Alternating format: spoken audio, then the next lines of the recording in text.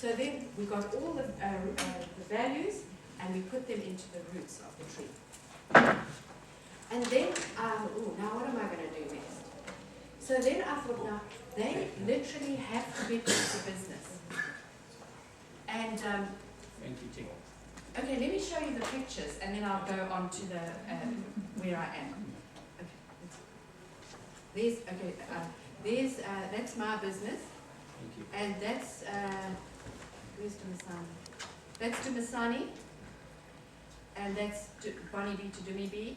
That's me, staying in the world but out of the world.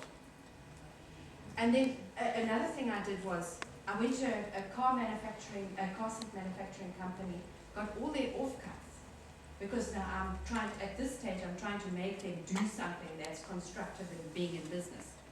And we turned that leather into conference bags for the ICC in Durban and Durban Film Festival conference bags. Then the Durban Fashion Week, there I'm trying to get them to do their thing. They're working very hard. That's the newspaper article, mediocre to marvelous, and then on the ramp. They just were stars. These girls, I'll mention them later, they just don't want to stop learning. They are now successful businesswomen with their own premises. I'll come back to them. I got them to go to the Durban July, and that's where I was saying they needed to. That's the business coach, that's the SMME fashion show, and then I'm now the coach, the branding, the role model. And one of them, when her comment to me, she said, it's the beginning of a new era. And I was so excited when she said that, because it's a new era for me too. So now, I haven't got the marketing letter in. What a pity, it's not in this computer, but never mind. I decided that the next step was a marketing letter, because they had to get that marketing letter to their market in order to do a business. We've been working on the marketing letter for a few weeks now, and I was so delighted that last week at our workshop, 2 of the group, their marketing letter has changed the nature of their business.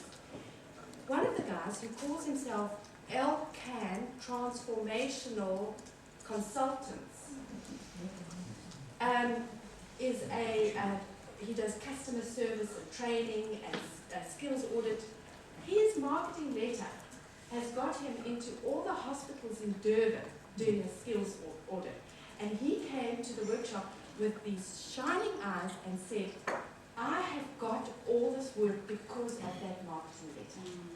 I wish I had a video camera to see my expression when he told me that. So then the other group, this wonderful group of girls, their marketing letter has got them making corporate wear for a very big business in Durban. And when I go back, we're going to be planning the actual manufacture of it and looking at the thing. So Ben Zander talks about knowing that he's had an influence on people when he sees they have shining eyes. And I want to see shining eyes from my group. And I want my own eyes to shine as I influence their changes. Right, but on a very serious note, I am dealing with something very, very serious. I've only given you a few examples. We are dealing with unemployment in our country and poverty.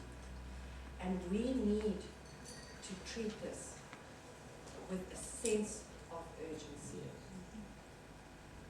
Because our graduates are going out to no jobs. And we, all of us, have to begin to help to change the mindset from being employed to being self-employed.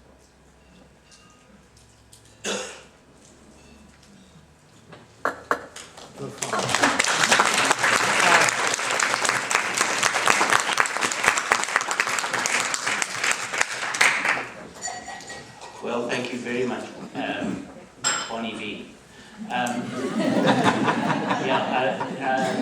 Okay, so we've had now 2 presentations. The theme at the moment is communities of practice. We've looked at the development of sustainable, appropriate development in the rural community, and now we've had Bonnie addressing this crucially urgent issue of unemployment, and in a way that has been very exciting, that has brought shining eyes. Could we have some questions? Not difficult ones, please. Not totally academic yet. Oh, Jean. Thanks very much for that, Bonnie, and I think, can you turn to it? Thanks. Thanks very much, Bonnie, for that. I think what you're doing is just remarkable, and congratulations on that and the passion and the energy that's going into it. Among the many things that I liked in your presentation was a key point, and this is developing, I think, what Jack was speaking about. That when you speak about your work, you don't speak about action research, you speak about you. And I think this is where so many of us fall into a trap, in that we tend to say, I owe it all to action research. And there's no such thing as action research. It's people working and people finding out how they do things better.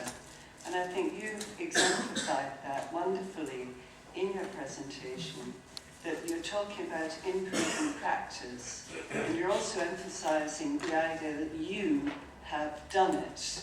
It's not action research that's done it, it's you that's done it. And you've been able to show us that systematic nature of what you're doing. And I just want to applaud you, both for your energy and vision and stamina, and also the deep understanding of what you're doing methodologically. It's just brilliant. Thank you.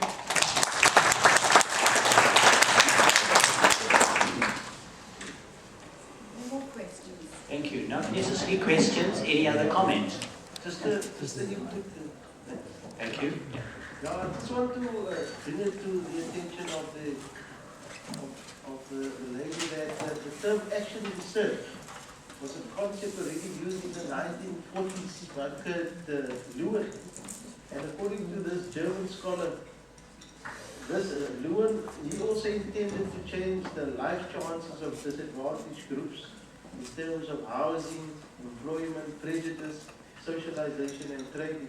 So exactly what you do is things, you know, the theory is there of the good work that you've done, and it shows that the work that you're doing can be strengthened by the theory. So whoever is going to question the type of work that you're doing, whether it comes into higher education, philosophers, etc., you will be able to justify exactly what you're doing.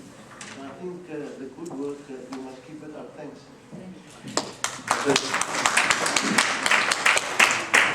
Thank you for that contribution, Omar. Now we give the DUT a short break as we have our local presenters. The next one, you find his abstract on page 41, and his community is a rather different one. We've had rural, we've had unemployed, and